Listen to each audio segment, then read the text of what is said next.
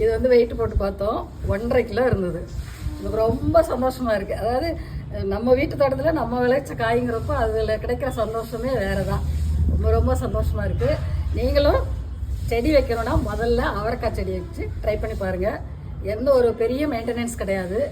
எல்லாரும் வைக்கிறாங்க, நம்மளும் வச்சு பார்ப்போன்னு ஒரு ஒரு ஆசைனால தான் வச்சேன். 4 விதை போட்டேன், 4 முளைச்சிருச்சு. சரின்னா 2 தொட்டியில் 2 செடி வச்சேன். இந்த சின்ன தொட்டி தான். ஆக்சுவலாக இது செடியை வேறு தான் கொடுத்தாங்க, நான் வாங்கினேன். அதை கட் பண்ணி பார்த்தா கொடியாகவே படர்ந்தது. சரின்னு கொடி கயிறில் 4 கயிறை கட்டி விட்டு வச்சேங்க.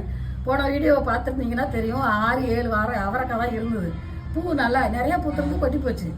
ஆனால் மறுதரம் பூத்திருந்தது எல்லாம் காய்ச்சிருச்சு. இன்னைக்கு நான் எப்படி இருக்கலான்னு இவ்வளோ எதிர்பார்க்கவே இல்லை. நான் பறிச்சா அது பாட்டுக்கு வந்துக்கிட்டே இருக்கு. எனக்கு ரொம்ப சந்தோஷமா இருக்கு. நானும் 2 தொட்டியில் அவரைக்காய் செடி வச்சு எவ்வளோ பறிச்சிருக்கேங்கிறீங்க. சாணி எருப்பாதி செம்மண் பாதி இது மட்டும்தான் நான் போட்டேன். டெய்லி காலையில் ஒரு தடவை சாயங்காலம் ஒரு தடவை தண்ணி விட்டுருவேன். தண்ணி விடாமல் விட்டிங்கன்னா கொடி காய்ச்சி போயிடும். அதனால் அதை காயாமல் பார்த்துக்கணும். இங்கே பார்த்தீங்களா, இங்கே பார்த்தீங்களா, என்னால் நம்பவே முடியலைங்க. நான் எதுவும் ஒரு 1/4 கிலோ தேரும் இன்னைக்கு பொரியலாவது பண்ணுவோம் அப்படி தான் பறிக்க ஆரம்பித்தேன். பார்த்தா அது பாட்டுக்கு பறிக்க வந்துக்கிட்டே இருக்கு.